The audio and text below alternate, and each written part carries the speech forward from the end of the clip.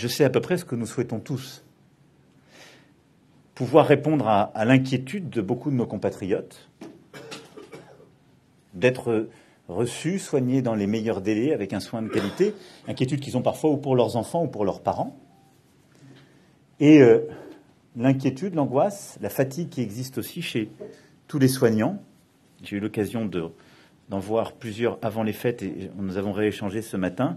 Mais je sais l'épuisement personnel et collectif, le sentiment parfois de perte de sens qui s'est installé et le sentiment au fond de passer d'une crise à l'autre. Et alors qu'on venait même de sortir du Covid, de réaffronter des crises à nouveau et de ne jamais sortir en quelque sorte de ce jour de crise sans fin. Nous allons à cet égard accélérer le recrutement des assistants médicaux pour les médecins. On a aujourd'hui près de 4000 assistants médicaux qui ont déjà signé un contrat. Et ce qui est un des vrais succès, pour le coup j'étais critique avec moi-même sur la stratégie Ma Santé 2022, ce qu'on a lancé en 2018, ça c'est un vrai succès de la politique lancée depuis 2018. On doit arriver à 10 000 d'ici la fin de l'année prochaine. Et ça c'est faisable. Et donc je souhaite qu'on les généralise, on va continuer, et donc on va accroître les financements pour le faire, inciter davantage, et ça permet de délester des tâches périphériques aux soins.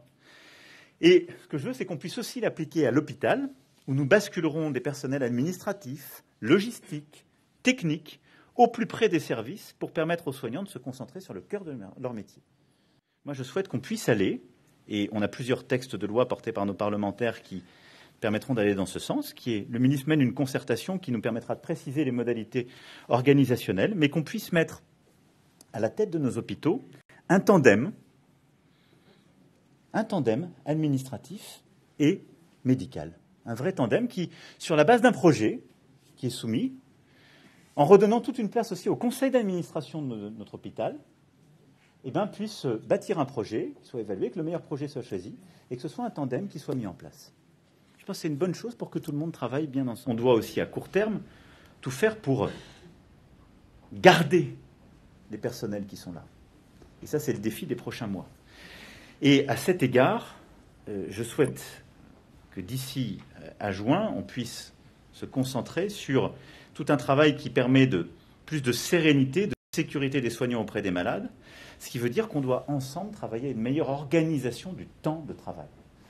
Qu'est-ce qui ne marche pas dans notre hôpital aujourd'hui? C'est que, je le disais, ce qui est vrai, c'est le dernier endroit où, juridiquement, les 35 heures fonctionnent encore. C'est une hyper-rigidité.